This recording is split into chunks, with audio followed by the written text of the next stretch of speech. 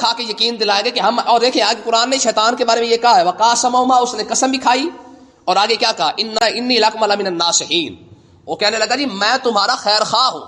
اور آج یہی کام لوگ کرتے ہیں کہ نہیں کرتے کہ قسم اٹھا کے کہتے ہیں، دھوکہ دینے کے لیے کہتے ہیں جی خدا کی قسم میں تھوڑی خیر خواہی کر رہا. جو کام شیطان جنت کے اندر آدم علیہ السلام کے ساتھ کر رہا تھا وہی کام آج کا مسلمان بھی کر رہا ہے. شیطان نے قسم اٹھائی تھی، آج کا مسلمان قسم اٹھا رہا ہے. شیطان میں اور مسلمان میں فرق کون سا رہ گیا؟ اور آج بھی مسلمان دھوکہ دے رہا ہے، رب کے نام پہ دھوکہ دے رہا ہے. آپ ہمارے کالج اور یونیورسٹیوں کے نصاب پڑھ کے دیکھ لیں، ان کے بورڈ اٹھا کے دیکھ لیں، اسکول کے اوپر لکھا ہوگا اطلبوا العلم من المہد الى اللحد یرفع اللہ الذین آمنوا منکم والذین اوتوا العلم درجات. یہاں پہ آئے جناب، ہم آپ کو علم سکھاتے ہیں، اندر ڈانس ہو رہے ہیں. جب باہر تو علم لکھا تھا نا، اندر ڈانس کیسے ہو رہا ہے؟ اوپر لکھا ہوا ہے جب ہم قرآن پڑھا رہے ہیں، ہم نصاب کے اندر جناب الاسلامیات پڑھا رہے ہیں، اندر کوئی ایجوکیشن سسٹم چل رہا ہے. دھوکہ تو ہو گیا. اور ہماری دکانوں کے نام دیکھ لیں، مکی جنرل سٹور، مدنی جنرل سٹور، ماشاءاللہ میڈیکل سٹور ہے جی.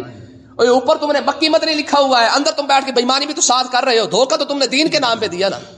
ٹھیک ہے جی. آپ دیکھ لیں کبھی کس دکان پہ نظر آتا ہے اشتار میڈیکل سٹور لکھا، ہاں رحمان میڈیکل سٹور لکھا ہوتا ہے، رحیم جنرل سٹور لکھا ہوا ہے. ٹھیک ہے جی.